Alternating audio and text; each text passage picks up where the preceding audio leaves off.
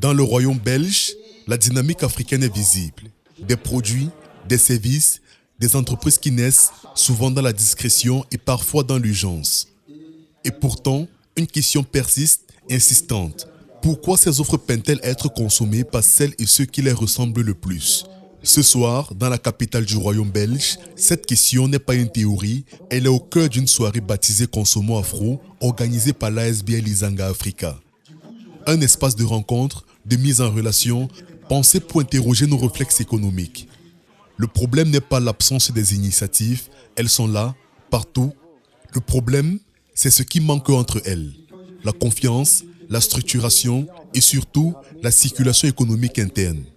Une communauté peut être nombreuse et grande avec des pieds d'agile. Elle peut produire sans jamais consolider, car sans réseau solide, l'économie reste morcelée. La consommation afro est encore à un niveau très bas, très bas, parce que la force des réseaux n'est pas encore assez importante pour que les initiatives entrepreneuriales, mais surtout tout ce qui touche à la consommation, puissent gagner des parts de marché. Pas seulement dans le domaine public, mais aussi dans le domaine privé. Autrement dit, sans poids économique visible, il n'y a ni influence durable, ni reconnaissance institutionnelle. Mais cette fragilité structurelle a aussi une dimension intime. Elle se joue dans les regards, dans les hésitations, dans les soupçons. Une des difficultés, et pas la moindre, c'est celle en rapport à la confiance. Le fait que je sois noir et tenant un magasin tel que celui-là, la boucherie, c'est pas quelque chose d'habituel. Alors, il y a pas mal d'Africains qui arrivent, il y a comme un souci de confiance. Ils se posent des questions qui te laissent croire que le fait que tu es africain, tu ne sais pas faire ça, tu ne sais pas faire ça, tu ne sais pas faire ça. Alors ça, c'est quelque chose qui dérange en fait.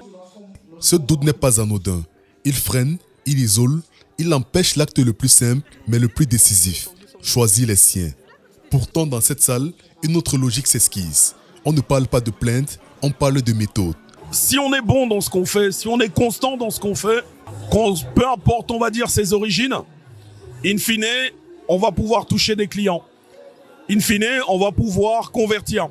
Il faut pouvoir créer des produits ou des solutions qui transcendent les appartenances culturelles. Mais encore, faut-il que cette offre soit d'abord soutenue, testée, portée par ceux-là même qui en sont issus?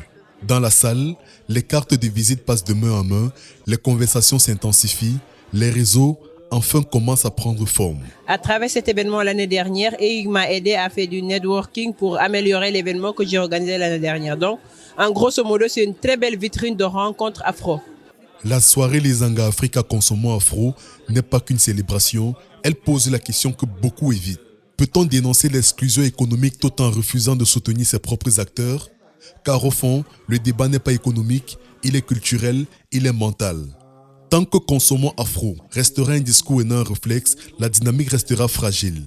La vraie question est désormais posée. Qui sommes-nous prêts à enrichir quand vient le moment de payer?